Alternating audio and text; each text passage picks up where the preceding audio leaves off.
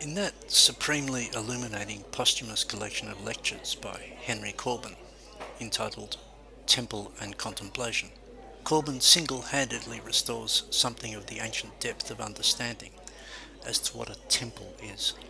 His starting point, as the title implies, is to note that primordially a temple is a place of contemplation, a meaning still preserved in modern etymologies.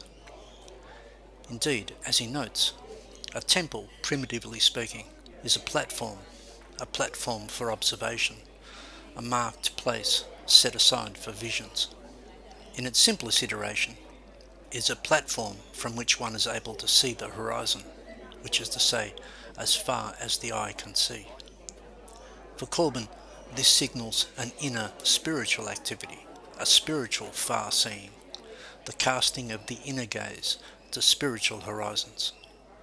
The Latin templum means by extension a place of augury, where, for example, augurs consult the flight paths of birds. Corbin characterises a temple as essentially the meeting place of earth and sky, or in the symbolism of the sources he studied, the meeting place of the two seas, above and below, inside and out. Corbin was particularly concerned with the wider aspects of the Abrahamic religions in this, and so naturally he gave his attention to the ancient temple in Jerusalem. But his explication of temple symbolism is assuredly universal. He has provided us with a profound penetration of the symbolism of temples wherever we find them. It is worthwhile keeping his studies in mind, at least in a general way, when we come to consider the temple complex on the Acropolis in Athens. Standard histories are otherwise entirely inadequate. They will begin with a Mycenaean fortress on the site and basically provide an account of the site's evolution as a defensive fortification, that is, its military uses, to which various temples were, in various phases, seemingly incidental. When we come to the classical period, standard histories account for the temples as displays of civic pride or imperial might or some such socio-political perspective. Very rarely do we consider this place or its temples as spiritual. It is understandable. These are temples of a dead religion and a defunct spirituality, whereas the Rock of Abraham in Jerusalem, the Temple Mount, is still an enchanted place to Christians, Muslims and Jews. The Acropolis, by comparison, is ancient rubble, the remains of a lost sanctity, a dusty shell. Tour guides will go on about democracy and the Olympics and so on, but we no longer have any real sense of the Acropolis as a sacred place, a templum in the Corbinian sense. We still sense some glimmer of sanctity perhaps in Delphi. We might still acknowledge Delphi as an essentially spiritual place, along with the Temple of Apollo, but the Acropolis in Athens and the Parthenon are now thoroughly secularized, their spiritual function obscured by other modern preoccupations like marveling at the engineering and the science. As for Athena, the principal deity of the Acropolis, the resident deity of the sanctuary, she is synonymous for us with philosophy, wisdom, education, an assembly of modern humanist values. But this is Athena desacralized. We no longer understand her or her sanctuary as sacred in any meaningful sense, which is to say, we don't understand the depth of it. Worse, philosophy for us has been disconnected from the sacred. Athena was merely its patroness for us, in some vague sort of way, when in fact philosophia, as anciently understood, was continuous with Greek sanctity and extrapolated from the deepest roots of Greek myth and cultus. The Acropolis was not irrelevant or incidental to the profundity of Athenian philosophy, Plato especially. It was rather the most ancient foundation of this tradition of philosophical far-seeing, casting the gaze as far as it will go, contemplating the meeting of earth and sky. There are four great gods of the Athenian Acropolis, three besides Athena. The four are Athena, Poseidon, Hephaestus, and Gaia. These are the specific gods of the Athenian polis. It is the temples of these deities that were resident within the sanctuary on the Acropolis, defined by the fortification walls. This was always maintained by the Athenians in all phases.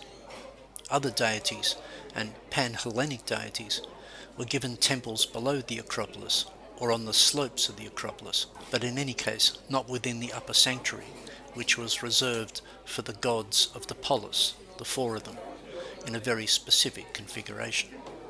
Note that these four gods are representative of the four elements of ancient Greek cosmology: fire, air, water, and earth. This is quite plain, but largely forgotten today. Hephaestus, Vulcan, the blacksmith god, is a fire god. He tends the furnace. Poseidon, the sea god, is plainly a deity of the water. Gaia, earth, needs no further evidence by definition. And Athena, as John Ruskin celebrates in his marvellous little book of 1893, Queen of the Air, is preeminently an air goddess, a goddess of the air, the clouds, and the mists. The Acropolis was no doubt a military fortress, but it was first and foremost a place of observation. The goddess of the citadel was a meteorological goddess, amongst much else. So here is the fountainhead, the source of the four ancient elements such as we find them described by the Athenian philosophers. Plato gives us the fullest account. Aristotle's account shaped the entire Western tradition. We very rarely trace this fundamental aspect of Western traditional cosmology back to the gods of the Acropolis. Aside from the four gods, however, and more importantly in some ways, the Acropolis was also the place of the various progenitors and demigods and legendary figures brought into being by or otherwise appended to the four gods. The central mythology of the sanctuary concerned how the founders of the city were themselves born of these gods. So it was also the sanctuary of the mythic founders of the city and the forefathers of its nobility. In particular, by way of surrogacy, the myths of the Acropolis explained how the progenitor of the Athenians, Erycthonius, or Erechtheus in some accounts, was born from Gaia, from Hephaestus, with Athena mysteriously as foster mother. This is a mythology of autochthony. It explains how the Athenians were born of the native soil. The whole cultus of the Acropolis is about this. It is assuredly a patriotic mythology, but it is much more than that. There is a corresponding spiritual or metaphysical or existential autochthony, being born from the ground of being. The spirituality resident on the ancient Acropolis, we should probably better call it numinous rather than spiritual, concerned the metaphorical or inner extensions of this idea. It was otherwise allegorized as a spiritual parthenogenesis. Hence, the great temple of the precinct is the Parthenon. This is a simple reality. In the spiritual order of the Acropolis, the central metaphor is parthenogenesis. Who stops to consider what this might mean? There is a pronounced nuptial symbolism in the rites of the ancient Acropolis. The peplos, the garment draped over the cult statue of Athena and changed every year, was woven by maidens for 9 months. The climax of the religious calendar was the great wedding festival. The mysteries of the sanctuary concerned the earthborn, the golden race, who were born direct from the Attic soil. But at the same time, the Acropolis was also a necropolis, the necropolis of the legendary earthborn kings, the place of their birth, the place of their burial both. There was a very ancient tomb on the Acropolis from the Mycenaean period, they say. Probably a Mycenaean king, they say. But for the later Athenians, certainly, it was the tomb of Kekrops, one of the earthborn. The sanctuary was better known as the Kekropia, and this, in fact, was what it was most famous for in classical times. The most sacred place on the Acropolis was the tomb of Kekrops. If you asked a Greek traveller about the Acropolis in Athens, he wouldn't tell you about the Parthenon, but about the tomb of Kekrops. The name of Kekrops was synonymous with the autochthony of the Athenians and with the autochthony cult on the Athenian Acropolis. Although it presents itself as a native spirituality, it is very likely that it was, at some time, transplanted to or extended to the Acropolis or developed there from Egyptian sources. Plato and other writers all suggest this. Plato more or less reports it plainly. He tells us that the Acropolis cultus of Athena was allied to, like a sister cultus, the religion of Neith in the ancient Egyptian centre of Sais. Later Greek sources and scholia, twisting these stories and flying in the face of all other accounts, relate an interesting legend of how Kekrops and the early Athenians migrated to Greece from Sais in the Nile Delta. It is a remnant story. The Acropolis wasn't isolated or unique. To understand its deeper dimensions, we need to appreciate that it was always more Greco-Egyptian than we might assume. It operated like any other ancient temple complex, and within the same symbolic framework such as Corbin describes. Corbin makes much of the symbolism of the crypt, for example. Archetypally, beneath the temple is the crypt. In any given temple, properly constituted, there will be at least a crypt nearby, integral to the entire symbolism of temple architecture, wherever we find it in whatever environment. This is what we find in Athens. The Acropolis is the family mausoleum of Kekrops and the first Athenians. In Egypt, of course, burial becomes the dominating motif. In Athens, we find it balanced against motifs of marriage, birth, motherhood, the virgin maternity of Athena herself. That paradox, Athena as virgin mother, to bring forth without being diminished, is also a numinous motif. Needless to say, this is very complex, but the outlines are simple and plain to make out. It is just that the deep aspects of it have been forgotten. These were important things to the ancient Athenians, but not to us. Accordingly, we can hardly imagine what the Acropolis actually signified to the ancients. We're not in a position to appreciate exactly how it was sacred. And this is not a job for archaeologists. It involves understanding this place as a templum in the most profound way. Corbin's study is of the temple as a spiritual edifice.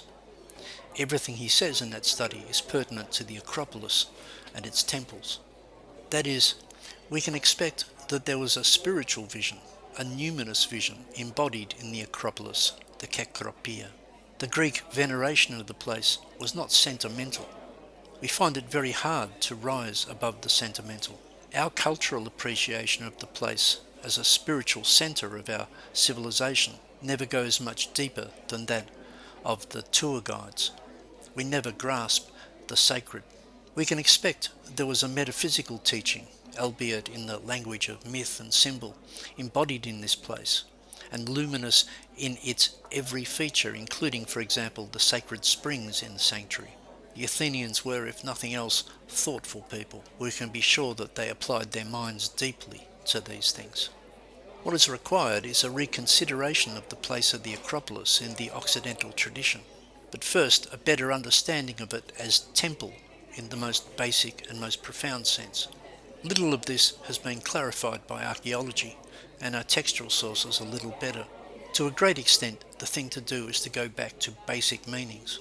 But there are the works of the philosophers, and the dialogues of Plato especially, where there are many significant references and allusions to the gods and cultus and festivals of the Acropolis. And as a noble-born Athenian, we can expect that Plato would have some insights. In Plato, autochthony, to have a golden soul, confers the philosophic nature. The task then is hermeneutical, just as Corbin applied hermeneutics in a different environment of ideas. You might, in your imagination, place yourself on top of the Acropolis, before the Mycenaeans, in the Neolithic, before there was anything, the Primeval Hill, the high place. See what you can see, the farthest horizons.